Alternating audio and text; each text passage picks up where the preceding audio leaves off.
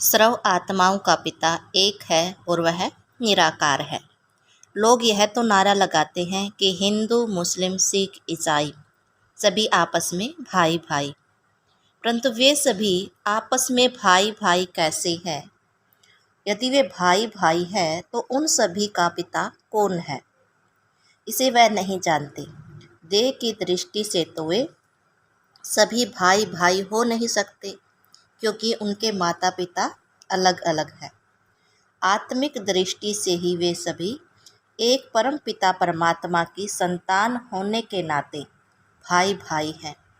यहाँ सभी आत्माओं के एक परम पिता का परिचय दिया जाता है। इस स्मृति में स्थित होने से राष्ट्रीय एकता हो सकती है।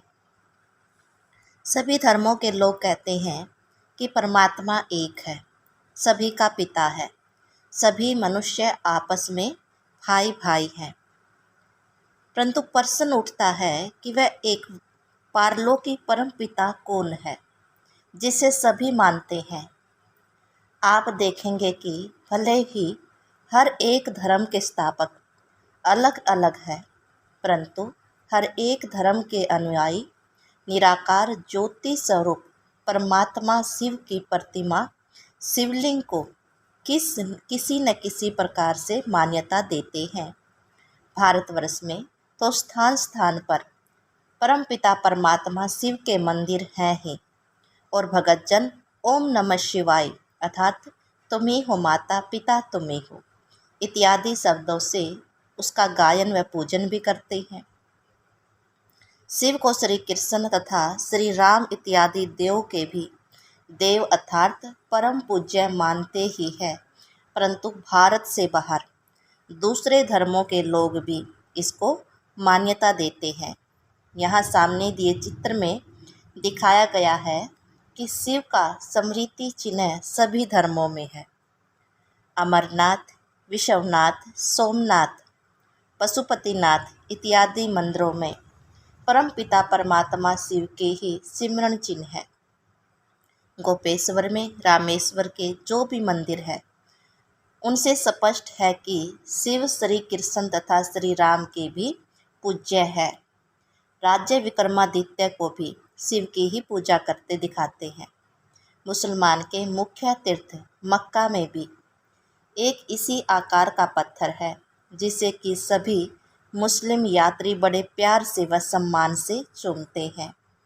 उसे वह संग अस्वद कहते हैं और इब्राहिम तथा मोहब्बत द्वारा उनकी स्थापना हुई मानते हैं। परंतु आज वे भी इस रहस्य को नहीं जानते कि उनके धर्म में प्रतिमा पूजा की मान्यता न होते हुए भी इस आकार वाले पत्थर की स्थापना क्यों की गई है। उनके यहाँ इस प्यार व सम्मान से चूमने की प्रथा क्यों चली आती है। इटली में कई रोमन कैथोलिक्स ईसाई भी इसी प्रकार वाली प्रतिमा को अपने ढंग से पूजते हैं। ईसाइयों के धर्म स्थापक ईसा तथा सिखों के धर्म स्थापक नानक जी ने भी परमात्मा को एक निराकार ज्योति ही माना है। यहूदी लोग तो परमात्मा को यहोवा नाम से पुकारते हैं, जो नाम शिव का ही रूपांतर मालूम होता है। जापान में भी बुद्ध धर्म के कई अनुयायी इस प्रकार की एक प्रतिमा अपने सामने रखकर उस पर अपने मन को एकाग्र करते हैं। समयांतर में सभी धर्मों के यह मूल बात भूल गए हैं कि शिवलिंग सभी मनुष्य आत्माओं के परम पिता का सिमरण चिन्ह है।